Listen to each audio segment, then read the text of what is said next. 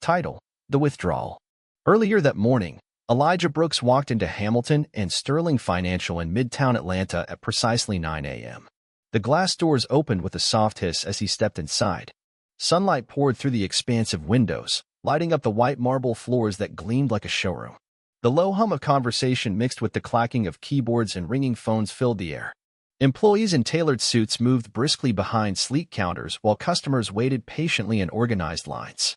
This place was familiar to Elijah. Too familiar. After all, he had built it from the ground up. But today, he wasn't here as the celebrated CEO, Elijah Brooks. There were no photographers trailing him, no reporters waiting outside, and no boardroom meetings on his calendar. Today, he was simply a man making a withdrawal. He wasn't dressed to impress. A navy blue button-down shirt, khaki slacks, and crisp white sneakers, that was all. He looked like any other early riser in Midtown. As he stepped further inside, his keen eyes noticed a man at the front counter, a white man in a tailored navy suit. The teller, a young blonde woman, beamed warmly as she slid $20,000 across the counter without hesitation. The man tucked the money into his leather briefcase and walked out, not even sparing a glance back. No extra forms. No questions. No scrutiny. Elijah's jaw tightened momentarily before he relaxed his face. He had seen this before. Felt it. But this time, in his bank, he wasn't going to let it slide. He stepped up to the counter. The teller's name tag read Rachel Edmonds. She didn't greet him. Didn't smile. She simply reached under the counter and pushed a clipboard across to him. "Fill this out," she said, flat. He looked down. It was a standard withdrawal form. The same one the man before him hadn't been asked to fill out. Elijah filled it in carefully and handed it back with his ID. Rachel barely glanced at the card before pushing it back across the counter. "We can't process this." He frowned. "Excuse me. We don't handle large cash withdrawals like this," she replied, folding her arms. "I just watched that man walk out with $20,000, Elijah said, gesturing toward the door. "You didn't even flinch." She stiffened. "That's different." "How?" he asked, leaning slightly forward. His tone was calm but firm. She didn't answer. Instead, her eyes flicked toward the office at the back of the bank, a glass-walled room where a woman stood watching. Miranda Hill, the branch manager, mid-40s, with a severe look and sharp tailoring. When their eyes met, she gave a subtle nod. That was all Rachel needed. "I told you," Rachel said, tapping the form. "We can't process this." Elijah took a slow breath, forcing himself to remain composed. "And I'm asking you why." Rachel tilted her head slightly, exasperated. "It's just unusual. A withdrawal this large is suspicious." The word hung in the air. Suspicious. He'd heard that before. Lived it. But this was his bank. You didn't seem suspicious when he did the exact same thing. A flicker of discomfort crossed Rachel's face before she covered it. "Sir, I don't make the rules." "No," Elijah said, smiling thinly. "But you sure know how to apply them selectively." Rachel's lips thinned. "I'll get the manager." She turned without waiting for a reply. Elijah didn't move. He simply rested his fingertips on the marble counter and tapped them slowly, matching the rhythm of his heartbeat. The air in the bank shifted. Customers sensed something. Telltale discomfort. Telltale silence. Across the room, a white woman in her 50s, Janice Rowe, her name tag said, watched the scene play out. Her eyes met Elijah's. She offered an uncertain smile. He didn't return it. Not out of rudeness. Out of certainty.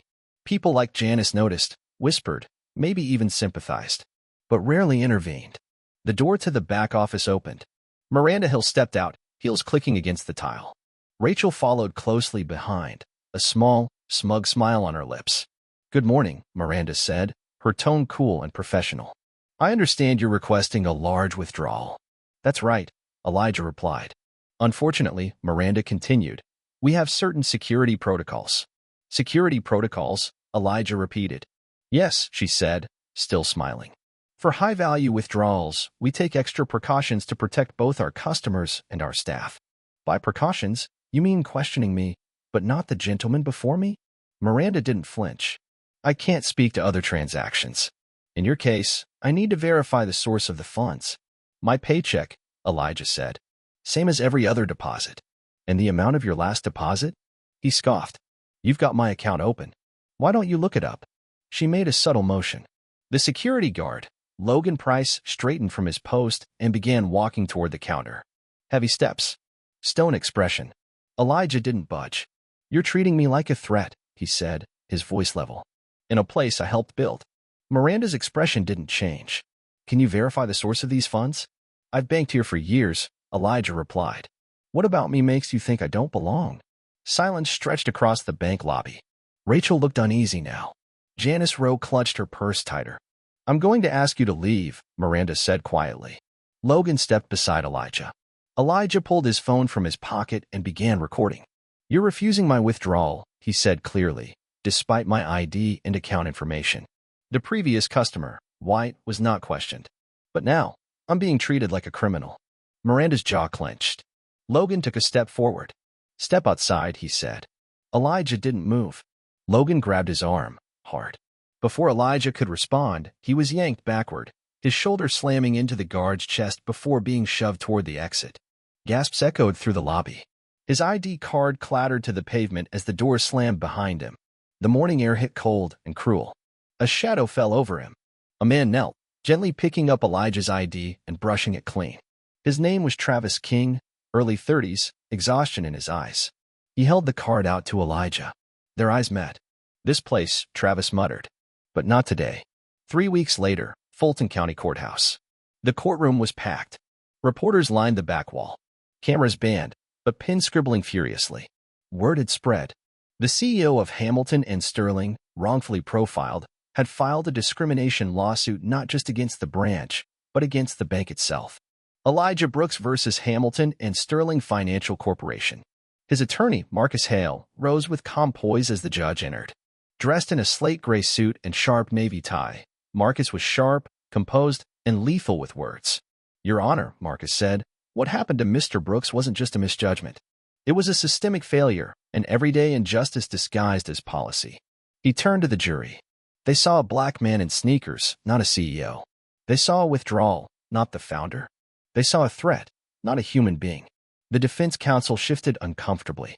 The bank's lawyer, Rebecca Sloan, was good, but she was outmatched. One by one, the witnesses were called. Janice Rowe, Travis King, even a former branch employee who resigned due to similar discriminatory practices. Then came the footage. Security camera clips showed the white man withdrawing $20,000 without issue. Minutes later, Elijah being manhandled and ejected. When Logan Price took the stand, he squirmed under Marcus's questioning. "Did you verify his ID?" "No. I was told." "Told by whom?" A pause. "Ms. Hill."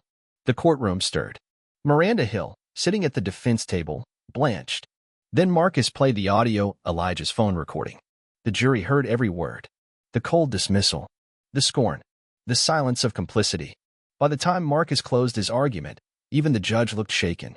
"We ask for justice," Marcus said simply. "Not just for Mr. Brooks, but for everyone who's ever been silenced, dismissed, and thrown aside without cause." The jury didn't need long. Unanimous verdict.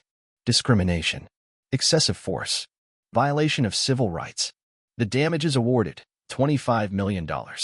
Outside the courthouse, Elijah faced the press. Flashbulbs. Microphones. Shouts. He raised one hand. "This isn't about money. It's about change." He paused, then added, "Today, I'm announcing the launch of the Brooks Foundation, providing legal aid to victims of racial discrimination across the nation." Applause erupted. Behind him, Marcus smiled quietly. A man had walked into a bank, humiliated for trying to withdraw his own money. But he had walked out of a courtroom changing the system that had tried to erase him. And that was a withdrawal worth making.